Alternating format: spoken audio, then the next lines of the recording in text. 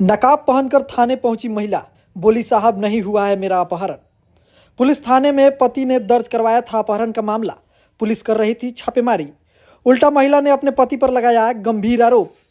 बड़ी खबर सिवान से है, जहां मुफस्सिल थाना क्षेत्र से लापता महिला खुद चलकर थाने पहुंच गई। दरअसल पुलिस जिस महिला के अपहरण का मामला दर्ज कर बरामदगी के लिए जगह जगह छापेमारी कर रही थी, वही महिला नकाब पहनकर खुद थाने पहुंच गई। महिला नौतन थाना क्षेत्र निवासी सोनू कुमार सिंह की पत्नी स्वाति सिंह है। मीडिया से बात करते हुए स्वाति सिंह ने कहा कि उनका अपहरण नहीं हुआ था, बल्कि वो अपने पति के डर से ससुराल छोड़कर छुपी हुई थी। महिला ने कहा कि पति ने अपनी करतूत छुपाने के लिए जीवन यादव पर झूठा मुकदमा दर्ज करवा दिया है। जिसकी जानकारी मुझे हुई, उसके बाद मैं खुद सामने आ गई। इतना ही नहीं, महिला ने 17 अक्टूबर को मुफस्सिल थाने में आवेदन देकर अपने पति और ससुराल वालों से जान माल की सुरक्षा की गुहार लगाई थी। 20 अक्टूबर को महिला के पति ने मुफस्सिल थाने में आवेदन देकर महिला के अपहरण की प्राथमिकी समाजसेवी जीवन यादव पर दर्ज करवा दिया। हालांकि महिला ने अपने दिए बयान में साफ साफ कहा कि इसमें समाजसेवी जीवन यादव का कोई लेना देना नहीं है, बस उनको मैं समाजसेवी के रूप में जानती हूँ। मुफस्सिल थाना पुलिस महिला का बयान लेने के बाद उसे सीजीएम कोर्ट लेकर आई, जहां उसने मजिस्ट्रेट के सामने अपना बयान दर्ज करवाया। इस पूरे मामले में पुलिस की कार्यशैली पर भी सवाल खड़े हो रहे हैं। पुलिस ने महिला के पति के आवेदन पर त्वरित कार्रवाई करते हुए 20 तारीख को समाजसेवी जीवन यादव पर एफआईआर दर्ज कर ताबड़तोड़ महिला की बरामदगी के लिए छापेमारी शुरू कर दी। वहीं पुलिस ने महिला द्वारा दिए गए मुफस्सिल थाना में 17 अक्टूबर के आवेदन पर त्वरित कार्रवाई क्यों नहीं की। ज्ञात हो कि समाजसेवी जीवन यादव पिछले 17 तारीख से गंभीर रूप से बीमार हैं और उनका इलाज गोरखपुर में चल रहा है। क्योंकि हम अपने स्वेच्छा से बाहर निकले हैं जी, ठीक है। इसमें किसी का कोई दबाव नहीं है, कोई जबरदस्ती नहीं है जी। क्योंकि ये देखिए, एक भले इंसान पे गलत इल्जाम लगाना ये बहुत ही गलत बात है जी। क्योंकि जब आप खुद किसी को टॉर्चर करते हैं, परेशान करते हैं, उस परेशानी से इंसान अगर निकलता है वहाँ से, तो इसमें किसी और को आरोप कभी भी नहीं लगाना चाहिए। तो जीवन यादव पर जो अपहरण के मामले दर्ज कराए गए हैं, हुआ था कि आपका अपहरण हुआ है, वो लोग अपहरण करके हम आपके सामने खड़े हैं, तो मेरा अपहरण कहाँ से हुआ?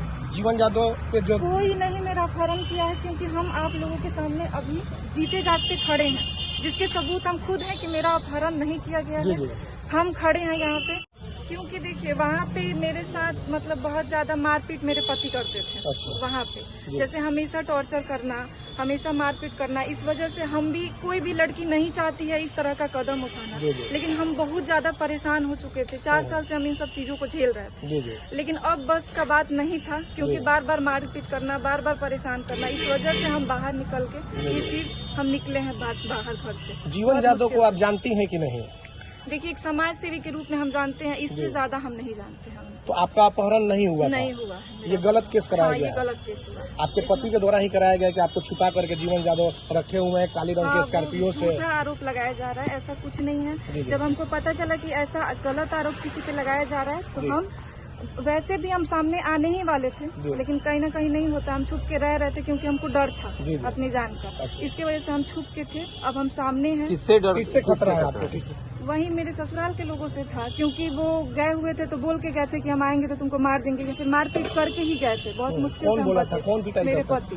क्या नाम है उनका? सोनू कुमार सिंह। अच्छा, वो क्यों मारते पीटते थे आपको? ऐसे ही बेमतलब का टॉर्चर हमेशा किया जाता था, और उससे ज्यादा क्या कहा जा सकता है। जब ये सब चीजें हैं तो आप लोग समझ ही सकते। तो आज मुफस्सिल थाना किस लिए आप पहुंची हुई हैं?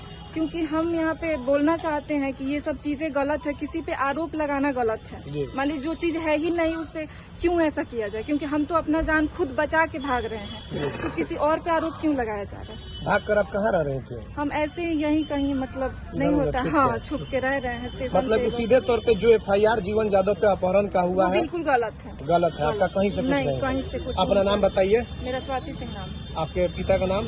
विजय सिंह। कहाँ की रहने वाली हैं? सगरा मेरा मायके है, रामगढ़ ससुराल है। तो कोर्ट में भी जाएंगी तो आप यही बयान देंगे? बिल्कुल यही बयान देंगे, जो सही है वही देंगे ना, इससे ज्यादा। और थाना में भी? हाँ, यही बयान देंगे। मुफस्सिल थाना पे हम सीधा आए थे। अब उसके आगे देखिए, अब ये जो चीज चाहे दबा दिया गया हो, या फिर ये आरोप लगाया गया, आवेदन दिया था आपने यहाँ पे? हाँ, यहाँ पे हम लिखवाए थे, नोटिस दर्ज करवाए थे। क्या आवेदन दी थी आप? कि मतलब मेरी जान का खतरा है, हम घर से निकल के यहाँ पे आए हैं, मारपीट की वजह से, चाहे जो भी है, मेरी जान का खतरा है, ये चीज हम साफ साफ यहाँ पे लिखवा के गए थे। तो किडनैपिंग का केस कहाँ बनता है, जबकि हम घर से सीधा यहाँ पे आए? कितने तारीख? 17 तारीख को हम यहाँ पे आए थे। क्या आश्वासन मिला यहाँ से?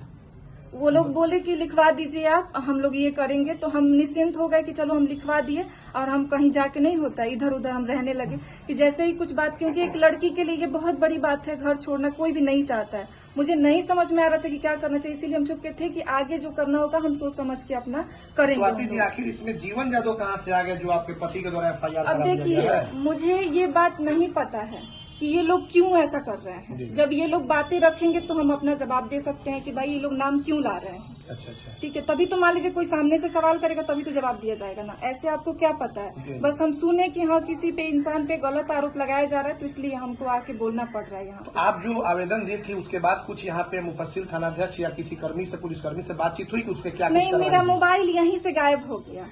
जब हम मोबाइल लेके आए थे ना, यहाँ तक था मेरा मोबाइल, यहाँ से पता नहीं भड़बड़ाहट में मुझसे छूट गया, भुला गया, मुझे नहीं समझ में आया कि कहाँ हो गया जल्दीबाजी में, क्योंकि हम बहुत डरे हुए थे और इसकी वजह से यहाँ से मेरा मोबाइल गायब हो गया। तो इसलिए हम किसी से कांटेक्ट नहीं कर पाए, क्योंकि मेरे पास मोबाइल था नहीं, कोई सिम था नहीं और मेरे पास ना वोटर ID कार्ड है ना आधार, कुछ भी नहीं है कि हम सिम भी अपना ले सके। इसकी वजह से हम किसी को कांटेक्ट नहीं कर पाए। ऐसा नहीं ना कि आपके ऊपर अगर कोई दबाव प्रेशर हो तो फिर बयान आप अपना बदल दें? नहीं, देखिए इसीलिए हम आप लोगों की मदद चाहते हैं कि मेरे पे किसी तरह का कोई प्रेशर अब नहीं बनाया जाए, क्योंकि हम घर छोड़ चुके हैं, अब किसी कीमत पे हम वापस वहाँ नहीं जाएंगे।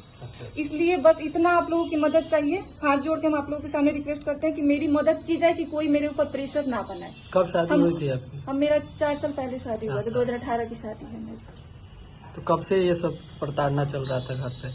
शुरू से ही चल रहा है, लेकिन हम नहीं होता है। कोई भी लड़की चाहती है कि सब ठीक हो जाए, इज्जत बच जाए परिवार की, कोई भी तो यही कोशिश करता है, लेकिन अब हम उब चुके थे इन सब चीजों से। इसलिए मुझे आपके साथ ऐसा क्यों किया जा रहा है, क्या कारण है?